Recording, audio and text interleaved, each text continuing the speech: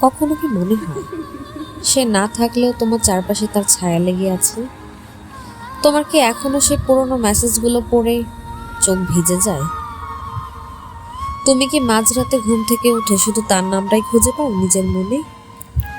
তুমি কি ভেবেছিলে সেই তোমার চিরদিনের মানুষ হবে, কিন্তু আজ সে নেই। এখন ওকে গান শুনলেই হঠাৎ তার স্মৃতি ভেসে ওঠে। তুমি কি এখনো সেই প্রশ্নটা করো, কেন আমাকে ছেড়ে গেল?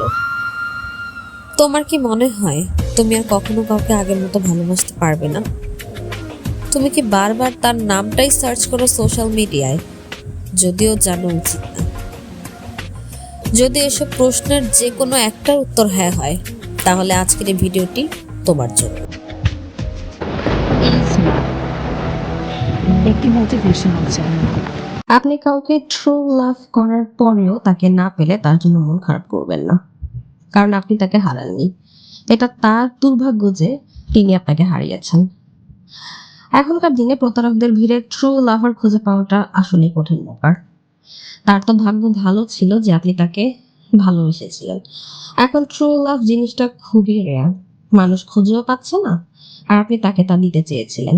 তারপরেও যদি সেটা রিফিউজ করে দেয়, তো তার প্রতি আমার আফসোস ছাড়া আর কিছুই হতো না।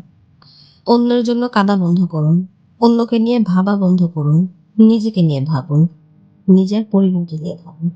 আর যার জন্য আপনি কেঁদে কেঁদে বালিশ ভিজাচ্ছেন, সে হয়তো ভুলেও গেছে যে আপনার সাথে তার কোনো একদিন পরিচয় হয়েছিল। তার আপনার কথা এত ভাবার সময় কই? আপনি নিজেই একটা বোকা যে ফালতু অন্যের কথা ভেবে নিজের সময় নষ্ট করছেন।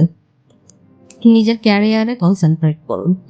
দেখবেন ক্যারিয়ার হলে সে মানুষটি আপনার কাছে আসতেও পারে, না আসলেও সমস্যা নেই। এর থেকে অনেক ভালো কেউ আপনার লাইফে আসবে। মনে রাখবেন, ভালোবাসা জীবনের একটা অংশ হতে পারে, কিন্তু ভালোবাসাটাই পুরো জীবন নয়। প্রেম ভালোবাসাকে একটা বইয়ের সাথে তুলনা করলে প্রেম হলো একটা চ্যাপ্টার, পুরো বই হলো জীবন। এই বইয়ে প্রেম নামক চ্যাপ্টার ছাড়া অন্য অনেক চ্যাপ্টার আছে। যেমন ধরেন ক্যারিয়ার তৈরি করা, বাবা মার সেবা করা, ছোট ভাই বোনদের টাইম দেওয়া, ফ্রেন্ডদের সাথে টাইম স্পেন্ড করা, ভালো ভালো জায়গা ভ্রমণ করা, গরিব লোকদের বিভিন্নভাবে সাহায্য করা ইত্যাদি। আপনি প্রেমের চ্যাপ্টারে সফলতা না পেলে এই চ্যাপ্টারটাকে সিম্পলি স্কিপ করে অন্যান্য চ্যাপ্টারে কনসেন্ট্রেট করুন। একটা চ্যাপ্টার নিয়ে বসে থাকলে লাইফে এগোবেন কিভাবে? দুনিয়াতে প্রেম করা ছাড়া আরো অনেক কাজ আছে, সেগুলো করেন। ওকে পাইনি তাই মরে যাব, নেশা করে নিজেকে তিল তিল করে শেষ করে দিব, এসব চিন্তা কেন আনেন মাথায়?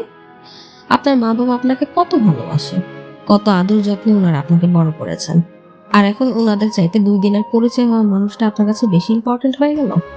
আর মা বাবা কিছুই না?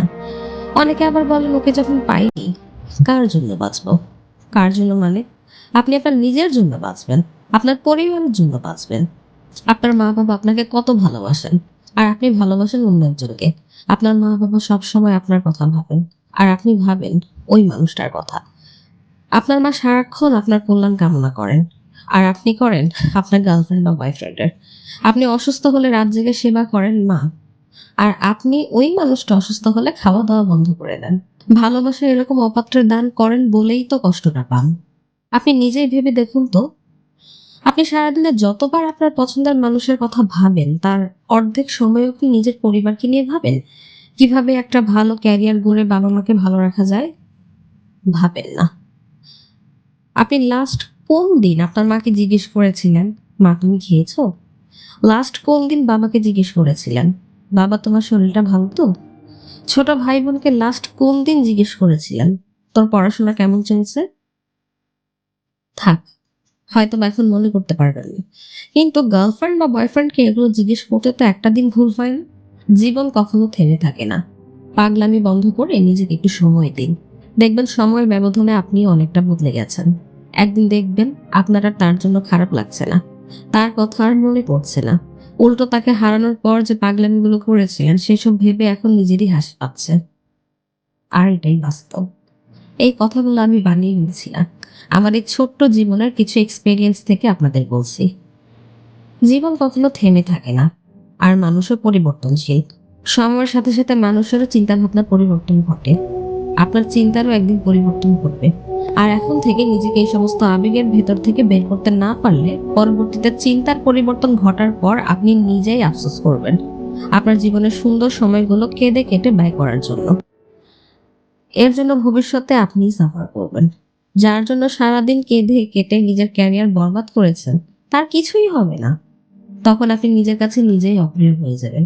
তাই আপনার ভালোবাসার মানুষটার জন্য খুব বেশি হলে একটু আফসোস করে ভুলে যান। জীবন তো একটাই, এই একটা জীবনও যদি নষ্ট করে দেন তো আর কি জীবন পাবেন? So enjoy your life and say to him I don't care. এই ভিডিওটি ভালো লেগে থাকলে লাইক সাবস্ক্রাইব করে পাশে থাকুন আর কমেন্ট করে জানান এরপর আপনারা কোন টপিকের উপর ভিডিও চান।